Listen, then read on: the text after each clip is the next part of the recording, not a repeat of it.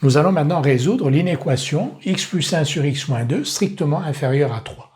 C'est une inéquation avec un second membre. On va donc la transformer, la ramener à une inéquation sans second membre que l'on va résoudre. Nous allons donc résoudre l'inéquation x plus 1 sur x moins 2 strictement inférieure à 3. Avant toute chose, on a ici un quotient, x plus 1 divisé par x moins 2. Le dénominateur x moins 2 ne peut pas être nul. Donc, on ne peut pas parler de x plus 1 sur x moins 2 si x égale 2. Donc, on va exclure x égale 2. Donc, on résout l'inéquation, non pas sur l'ensemble des nombres réels, mais sur l'ensemble des nombres réels auxquels on a enlevé 2. Donc, on résout l'inéquation dans l'ensemble grand E des nombres réels x tels que x est différent de 2. Et alors, pour tout nombre réel x de grand E, c'est-à-dire pour tout nombre réel x différent de 2, x plus 1 sur x moins 2 strictement inférieur à 3, donc c'est une inéquation avec un second membre, on la transforme en une inéquation sans second membre en retranchant 3 aux membres de gauche et aux membres de droite. Donc cette inéquation-là est équivalente à x plus 1 sur x moins 2 moins 3 strictement inférieur à 0. On réduit au même dénominateur, x plus 1 sur x moins 2 moins 3 est égal à x plus 1 moins 3 fois x moins 2 sur x moins 2, donc strictement négatif. On simplifie et on a donc notre inéquation x plus 1 sur x moins 2 strictement inférieure à 3 qui est équivalente à cette nouvelle inéquation moins 2x plus 7 sur x moins 2 strictement inférieure à 0 qui est une inéquation sans second membre que l'on sait résoudre. Comment on résout une telle inéquation? On dresse le tableau de signes de moins 2x plus 7 sur x moins 2. Pour cela, on va étudier le signe du numérateur, moins 2x plus 7, et le signe du dénominateur, x moins 2. On l'a fait dans le détail. Une fois que vous serez beaucoup plus habitué et entraîné, on n'a pas besoin forcément d'aller à ce niveau de détail.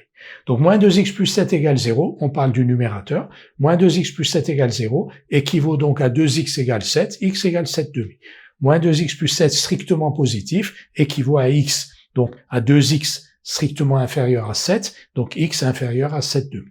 Moins 2x plus 7 strictement négatif équivaut donc à 2x strictement supérieur à 7, donc x strictement supérieur à 7 demi. x moins 2 égale 0 équivaut à x égale 2. x moins 2 strictement positif, on additionne 2 aux deux membres de cette inégalité, donc x strictement supérieur à 2.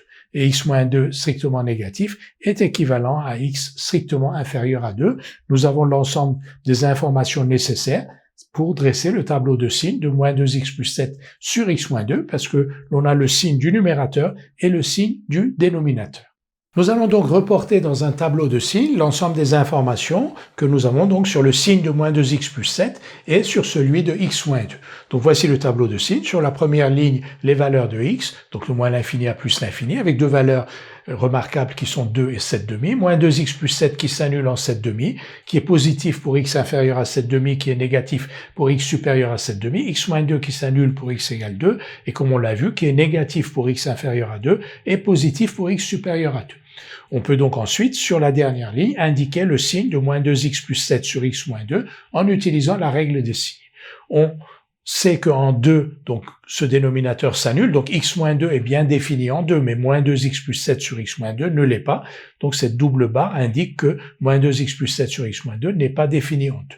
Et ici, donc pour x strictement inférieur à 2, moins 2x plus 7 est strictement positif, x moins 2 est strictement négatif, plus divisé par moins, moins. Ici, entre 2 et 7 demi, donc moins 2x plus 7 est positif, x moins 2 est positif, leur quotient est positif, et là, moins 2x plus 7 est négatif, x moins 2 est positif, et leur quotient est négatif. Ici, donc, c'est strictement négatif, strictement positif, comme on l'a vu quand on a écrit les inégalités x moins 2 strictement inférieur à 0 équivaut à x inférieur à 2. On a donc le signe de moins 2x plus 7 sur x moins 2. Et on a vu que pour tout nombre réel x différent de 2, x plus 1 sur x moins 2 strictement inférieur à 3, c'est-à-dire l'inéquation que l'on doit résoudre, est équivalente à l'inéquation moins 2x plus 7 sur x moins 2 strictement négatif. Donc, l'ensemble des solutions de cette inéquation que l'on nous a donnée, donc celle-ci, l'ensemble des solutions de cette inéquation est le même que l'ensemble des solutions de cette inéquation moins 2x plus 7 sur x moins 2 strictement négatif qui apparaissent au niveau de la dernière ligne du tableau de signes. Pour quelle valeur de x moins 2x plus 7 sur x moins 2 est-il strictement négatif? Pour x strictement inférieur à 2 et pour x strictement supérieur à 7,5, parce que pour 7,5, moins 2x plus 7 sur x moins 2 est égal à 0, alors qu'on cherche, nous, à ce qu'il soit strictement négatif. Donc, l'ensemble grand S des solutions de l'inéquation x plus 1 sur x moins 2 inférieur à strictement à 3 est le même que l'ensemble des solutions de cette inéquation-ci, moins 2x plus 7 sur x moins 2 strictement inférieur à 0, et cet ensemble, donc grand S, est égal à, donc l'intervalle moins l'infini, 2 est bien sûr exclu puisque x plus 1 sur x moins 2 n'est pas défini en 2, union 7,5 plus l'infini, 7,5 est exclu parce qu'en 7,5, moins 2x plus 7 sur x moins 2 vaut 0, alors que l'on cherche à ce qu'il soit strictement négatif. Une fois que l'on a ce résultat, même un peu avant de l'écrire au propre, on va quand même faire quelques vérifications. On va donc choisir 3 nombres réels pour tester, pour vérifier que l'on n'a pas fait d'erreur manifeste dans l'ensemble des opérations que nous venons de faire. Donc on va choisir un réel dans l'intervalle moins l'infini 2, un réel dans l'intervalle 7,5 plus l'infini. Ces réels font partie de la solution.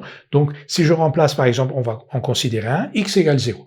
Si on considère x égale 0, il fait partie donc des solutions ici. Donc s'il fait partie des solutions, il faut que si je remplace x par 0 dans x plus 1 sur x moins 2, je trouve un réel strictement inférieur à 3. Voyons si c'est le cas. Donc, x égale 0. Si je remplace x par 0, moins 1,5 est bien strictement inférieur à 3. Maintenant, dans cet intervalle-là, on va considérer x égale 4. X égale 4, donc, appartient à cet intervalle, donc fait partie des solutions.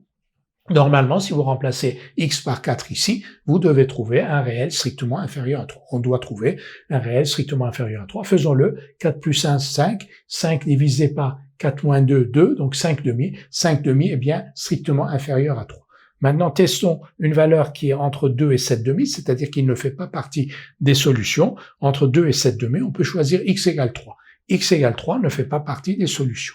Donc, s'il ne fait pas partie des solutions, si je remplace x par 3 ici, dans x plus 1 sur x moins 2, je dois normalement obtenir un réel supérieur ou égal à 3. Faisons-le, je remplace x par 3, on remplace x par 3, 4 sur 1, et 4 sur 1, ça fait 4, et 4 n'est pas strictement inférieur à 3. Donc, les 3 tests que l'on a fait, avec donc 0, ici, on avait choisi donc 4, et là, on avait choisi 3, sont probants, il n'y a pas d'erreur manifeste dans ce que l'on a fait.